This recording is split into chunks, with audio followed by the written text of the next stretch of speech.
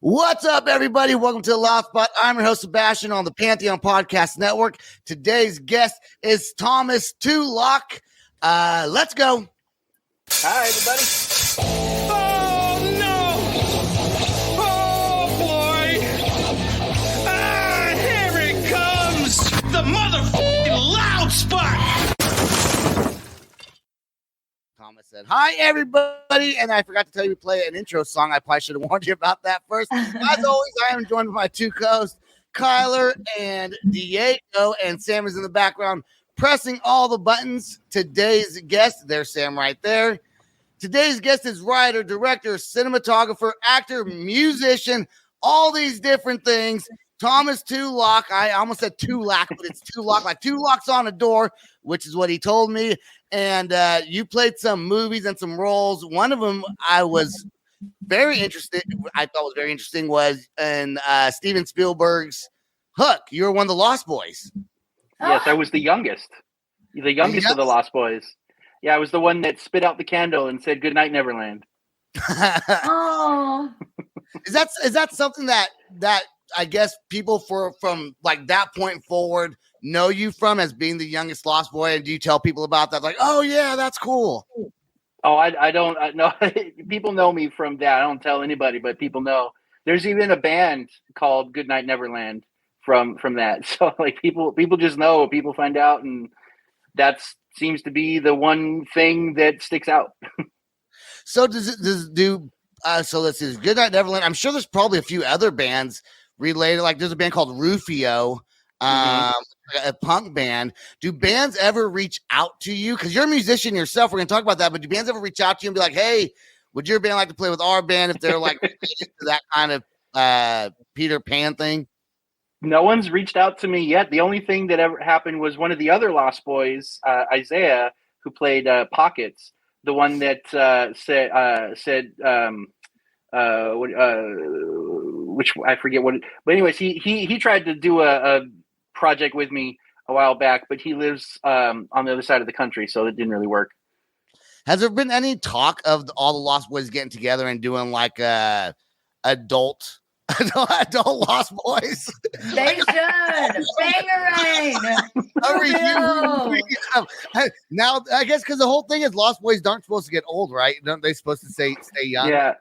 Yeah, well, you don't age in you age in Neverland, but you age really slowly. It's something like 100 years for every year or something like that. So you do get old, but by the time, like in real life, you get to be like 40, then you've lived for something like 4,000 years or something. My goal. And you guys didn't you guys do like a 25 or a 20 or something like that reunion of like a People magazine or something like that? If I'm not mistaken. We did, yeah. We did. It was hosted by a production company called 22 Vision. And a few years ago, we got together on the 25th anniversary of the film, and we recreated one of the infamous pictures of all the Lost Boys together. And then we made a couple of videos, a tribute to Robin Williams, and a bunch of things. And then we all autographed some like Hook posters and paraphernalia and stuff, and then we auctioned them off for charity. So it was a cool little event. Nice. When someone says paraphernalia, I automatically assume drugs. But Of course you do. But so how old were you when you were in the Lost Boys? I was 6 years old when I was on the set of Hook. I had my 7th birthday on the set. Not the Lost Boys. You were in Hook playing one of the Lost Boys. That's right. Correct. Gosh, that was a long time ago for me too. So did that shape your childhood as far as, because unless you were like a huge Peter Pan fan before you were 6 years old, I would assume you were afterwards. Well, it definitely shaped who I am, but less about Peter Pan and more about just like movies and filmmaking in general. Like I came away from making that movie, spending time with Robin Williams and Steven Spielberg, wanting to spend the rest of my life making movies that make people laugh. So that's really the effect that it had on me. Did you get a lot of one-on-one time with Robin Williams and Steven Spielberg? And like, do they as a kid, do they try to give you pointers? And I mean, because you're just so young, you know what I'm saying? Like, you don't know what you're doing. 6 years old. Oh yeah, Robin and I were like really good friends because I was close to his son's age that he didn't get to see a whole lot while he's on set. So he and I would like hang out a lot, and we played like Game Boy back when you had to connect Game Boys with the cable and stuff like that. And so I spent a lot of time with him hanging out when the camera wasn't rolling. And then like he and I became really good friends. And then, I definitely got some pointers from him and then some pointers from Steve. There was one scene where my character had to laugh, but I guess I didn't laugh convincingly. So Steven threatened to like hide behind me and tickle me to get me to laugh proper. Did he do that? No. It's a little weird. I'm just kidding. A little bit. A little awkward. That's awesome. So you were also in the sitcom Cheers. Yeah. On a few episodes. Now, from what I remember, I don't remember kids in that show because I remember them always being in a bar called Cheers. So what did you do? What was is that a dog? Yeah, my dog's barking. She's fine, just ignore her. So the character Carla on Cheers had 9 kids. Yeah. Hold on, give me 1 second. Let me let my dog out. Yeah. All right, come here. Sounds like a little dog. Yeah, she's a puppy.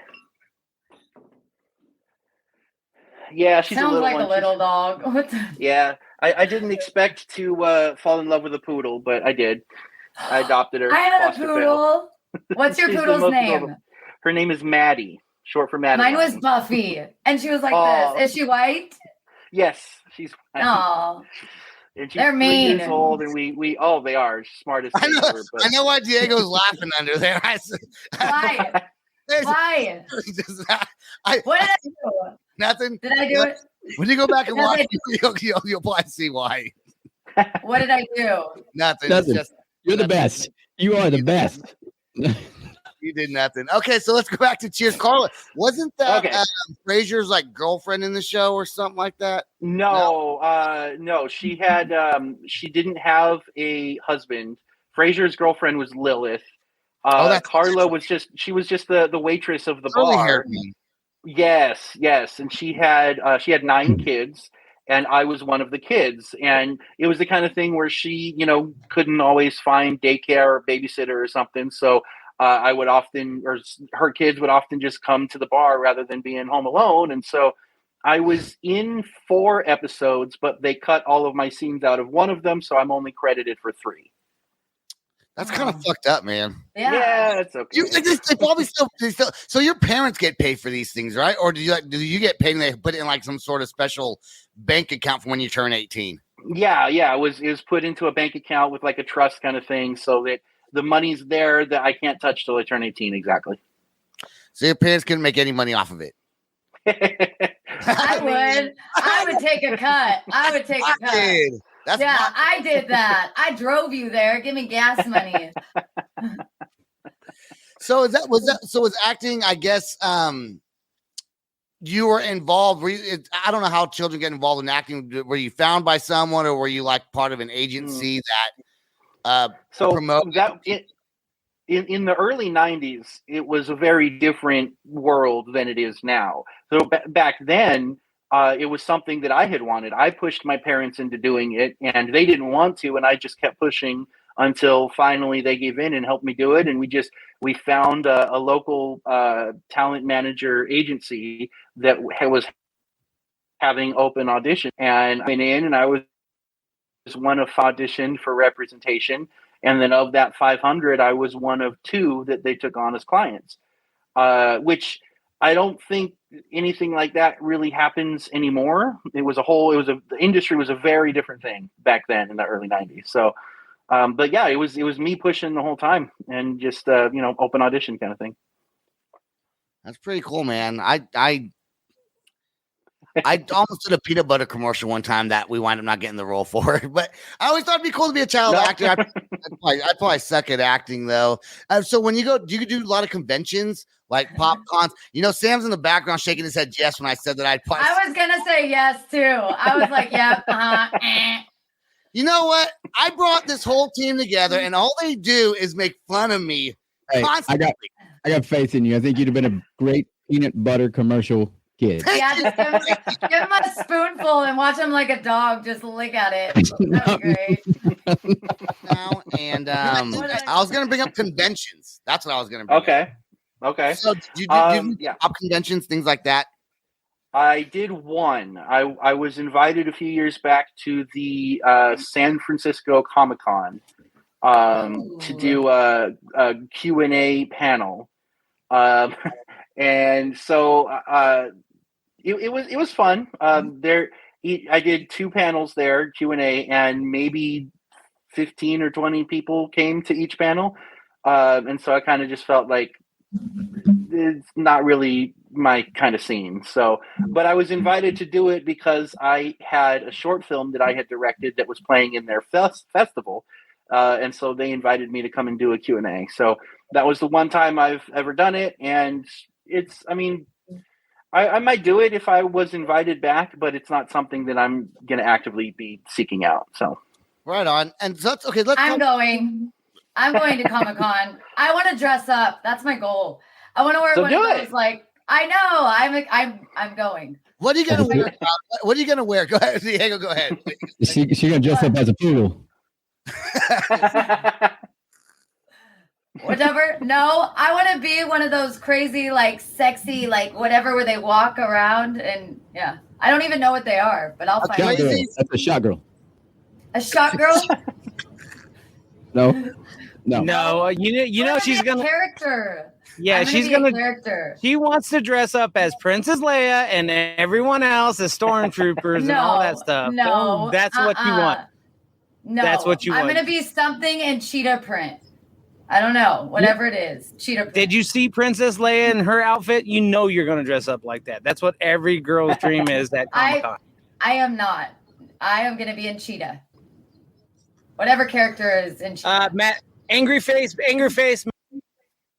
Oh, he smiled. That's sweet. He smiled before he left. He always angry faces everything. He's angry. But we want to make him happy. Let's go. We do want to make Sam happy. We do. That is one thing we thrive for on this show, is to make Sam happy. He's always pissed off at us. He's like, you guys fucking suck. I don't know why I haven't gone with this show. Actually, he does. Really, he only on this episode because he wants to quit us and he wants to manage you, Thomas. He's like, fuck these guys. Thomas, after the show's over. Oh, just kidding. Angry face. Angry face right now. That's a lie, and you know it. I'm done. I'm done managing artists. Period. You're a handful enough. Thank you. That's a compliment. That is a compliment to me. I would take it. Yeah. Hey man, all you really need is a handful. Okay. That's right. Yeah. Wait, is that right? Damn it, Kyler.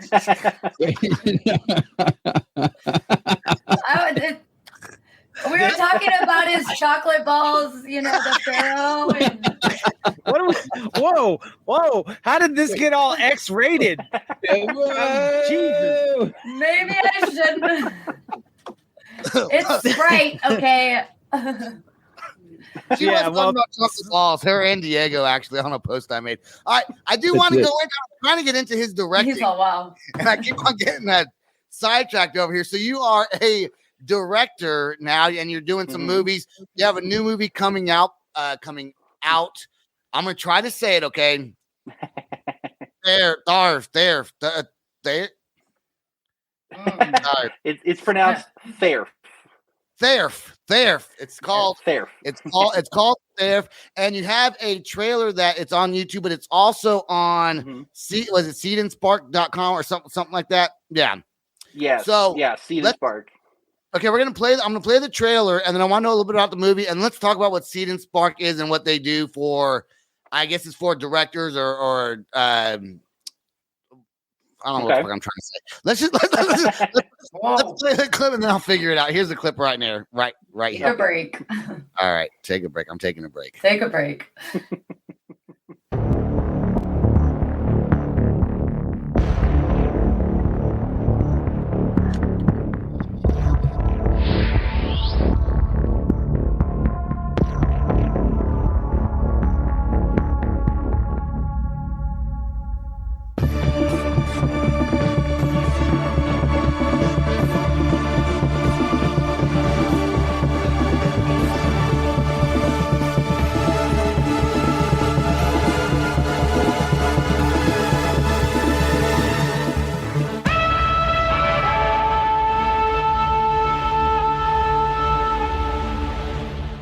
The character THÄRF was first created in 2015 as part of a 48-hour short film competition. My team and I created a fun sci-fi adventure comedy short called Off the Cuff that followed a couple being chased by THÄRF through the multiverse. And we really liked the concepts and the characters that we created in that short. So in 2017, we brought them back for a pilot called The Darkest Timeline, which was a fun sci-fi adventure comedy that revolved around the Mandela effect, which was really popular at the time. And still, we loved the character and the concepts so much that now we're revisiting them. The concept of a psychotic killer chasing her target through the multiverse. Only now, we want to do away with the fun adventure comedy vibe and treat it more seriously. We want to make THÄRF a character to be feared and give her the weight that she really deserves. So instead of doing a fun adventure comedy, we're going to do a scary sci-fi thriller. We're making this initial short film with the specific goal of getting it onto the Dust YouTube channel. Our production team is comprised of experienced filmmakers. I myself have been writing and directing since 2009. But with this project, we're planning to do some things that we haven't done before, like working with squibs, hiring stunt coordinators, and renting anamorphic lenses. I love the look of anamorphic lenses, but I've never worked with them before, so I'm really excited to be able to do that with this project. We have some very exciting incentives, including participation in test screenings, a chance to be a part of production on set, and even a small role in the film where you'll get to be killed on camera. I really do feel like we've got a cool project here, and a talented team of filmmakers that I trust to bring it to life. We just need your help to put a little fuel in this rocket and get it off the ground. Thank you so much for visiting our campaign page, checking out our incentives, and helping in any way that you can, even if that's just sharing our campaign with your friends. And I'll see you in another reality. All right. We're going to talk about that. We're going to pause for a quick second. We're going to get a word from our advertisers, and we'll be right back with our guest, Thomas Tulak. And we are back with our guest, Thomas Tulak. We like to thank our advertisers on YouTube for sponsoring us. Okay.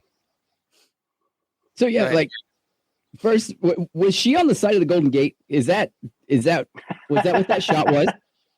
No, there was at the shooting location. There was an abandoned 5-car train, and we were able to have her climb up on it and film on that. So, not the Golden Gate, but we did put an upside down city in the sky above her. Right. Because I seen that and I was like, oh my God, I'm having an anxiety attack right now. She's way too high in the sky. So you go from movies, TV, back you did another TV stint, music, and now directing, not only just directing, but sci-fi. So where's the transitions? Like how do you go from A to B to C to where you're at now? Oh, it's kind of just all the same for me. I started directing in 2009, but I started playing drums when I was 12. Started acting when I was 6. So it's all kind of the same one nebulous kind of thing. But my feature film that I just finished, Who Done It, the movie, it's a comedy murder mystery. It just premiered at Kevin Smith's film festival, the Smodcastle Film Festival last year. But at the same time, I went to that, and then I came back and did a show with my band. My band has there's a local popular biker bar called Cook's Corner that my band plays at least probably once a month at. So it's it just do one and then the other. It's just all kind of the same world to me. Yeah. How long does it take to make a film? Like how long is that movie THÄRF?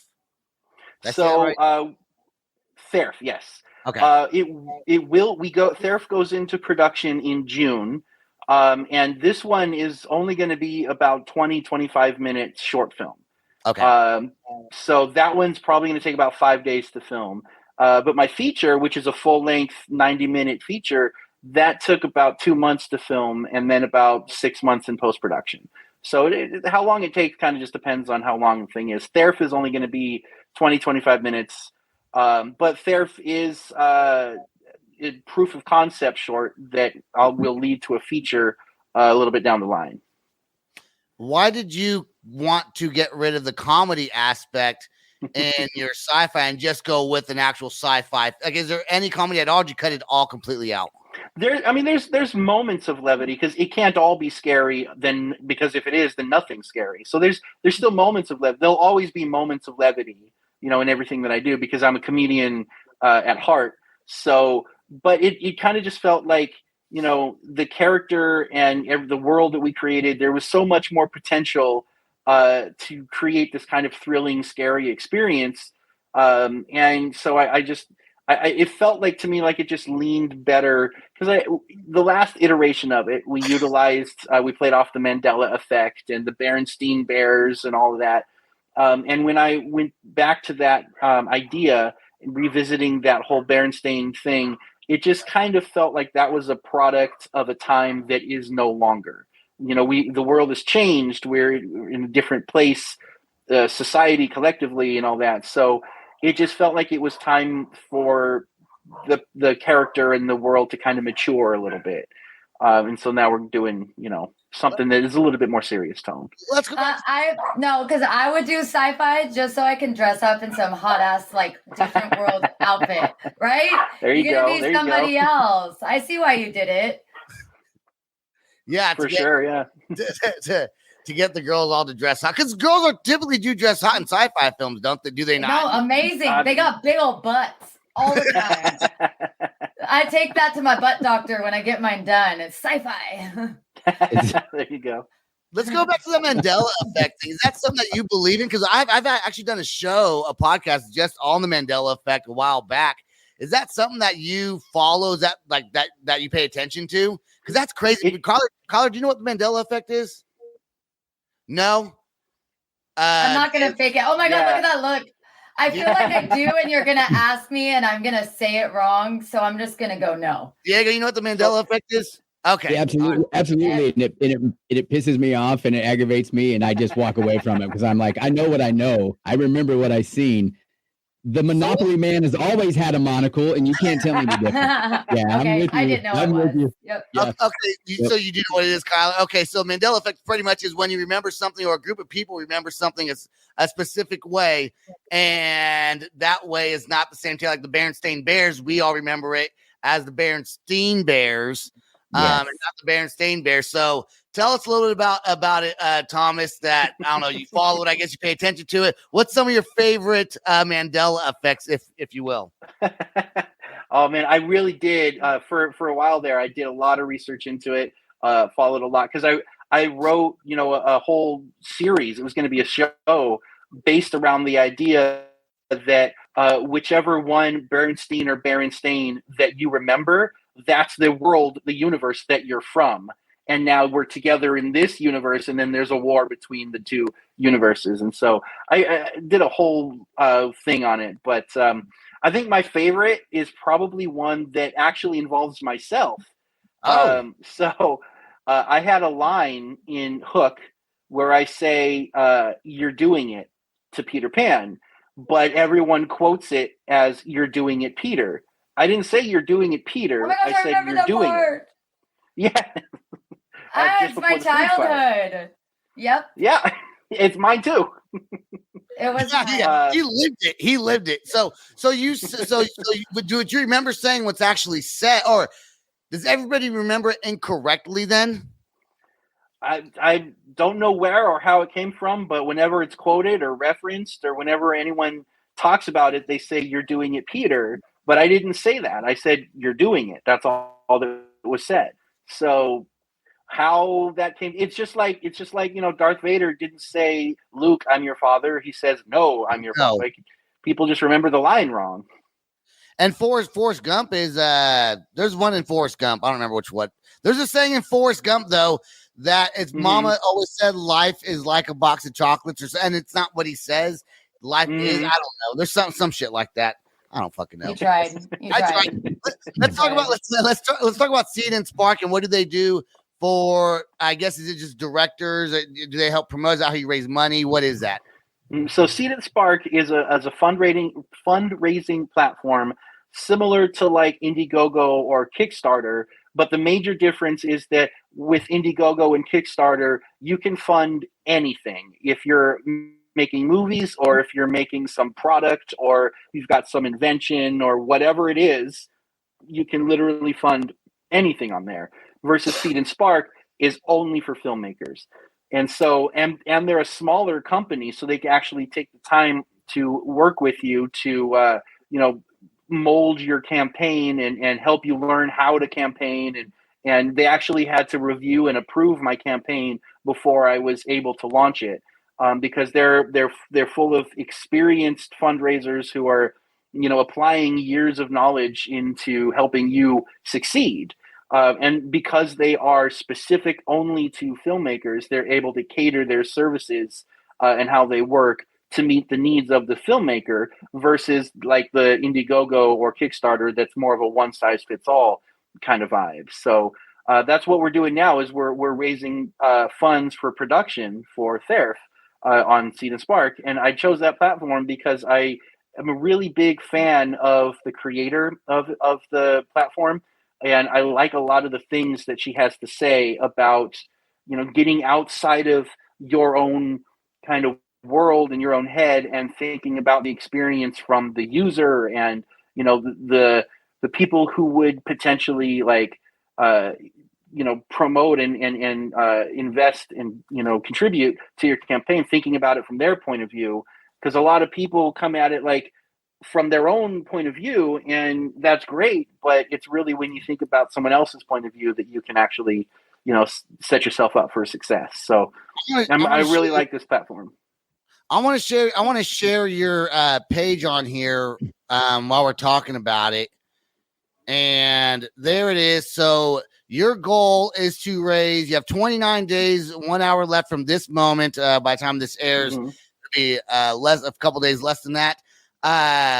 Your goal is $5,000 for production. So far, you have reached $50 of that. Is that a goal that's pretty common, that people typically reach $5,000?